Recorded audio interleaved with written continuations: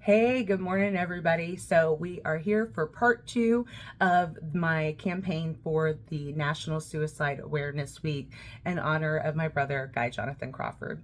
So where I left off was everybody was getting together for family dinner. Like my grandparents were there, my aunts and uncles were there, all my cousins were there. It was just like a big damn deal, down in Lake Jackson, Texas that night.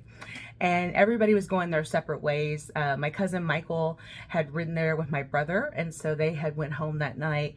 My parents wanted to make a stop actually because the mall was closing soon and they had video games on sale, and they wanted to stop by and pick up this video game for my brother for Christmas. Even though it was 6 months out, my parents didn't have a lot of money. I wasn't raised in a lot of wealth, or wasn't supposed to be at least, and so they had stopped to buy the game, and then they get back in the car and they took a different route from Lake Jackson to Brazoria. Like there's two different ways you could have went, and they took a different way, which I never understood why, but they did.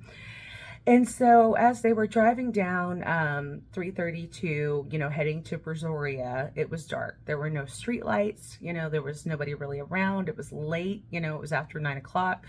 And all of a sudden, as my dad's traveling southbound, he looks up and he sees these headlights that are traveling northbound. And the guy's kind of erratic all over the road, doesn't really know what's going on. And so he slowly starts to move over to the shoulder to get out of this guy's purview so we don't hit head on. My mom, who was in the back seat of the car behind me, because I was in the front seat facing forward, saw what was going on, threw off her seatbelt, and then lunged herself in front of me to brace for impact, just in case. And within an instant, we were hit head on. The story goes that my dad died instantly. My cousin, who was behind him in the back seat, broke almost every bone in her body, spent about 6 months in the hospital afterwards. My mom, if she would have survived, she would have been completely paralyzed because of her injuries, her internal injuries, but she passed about 2 minutes after the wreck. For me, I was in a little bitty rinky-dink car seat, facing forward, and in this little metal contraption. Like, you wouldn't even consider it a car seat anymore these days. And from what I've been told, like, because of her actions, it saved my life. Everybody in the front seat was supposed to die. Everybody in the back seat was supposed to survive, like the way that we were hit. And by her doing that, it saved me. It braced for that impact, and it's the reason that I'm alive today. But I also still went forward. I ended up hitting my head, getting a big goose egg knot on my head, was completely unconscious when the paramedics arrived. They didn't think I was alive.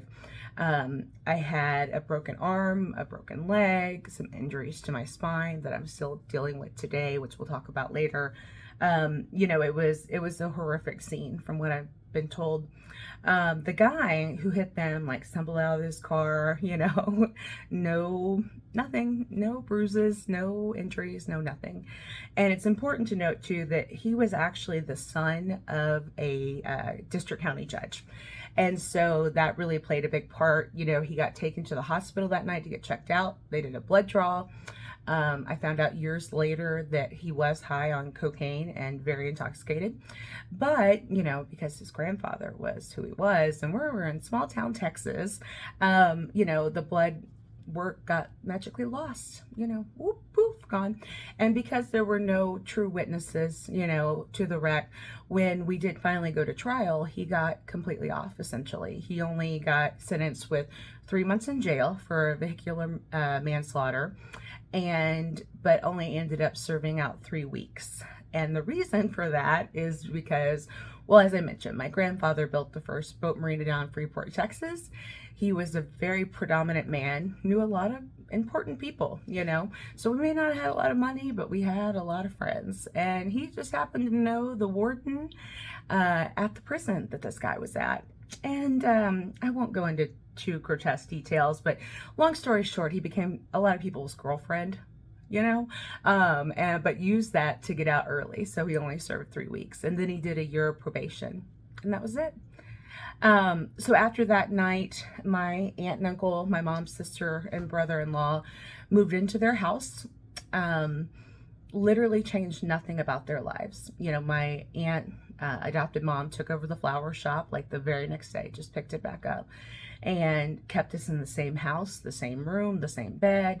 They slept in their bed. Like, how she did that and did not change a thing, didn't, do anything. Like, I have no idea. Like, I try to put myself in that mindset, and the emotional trauma just from that alone.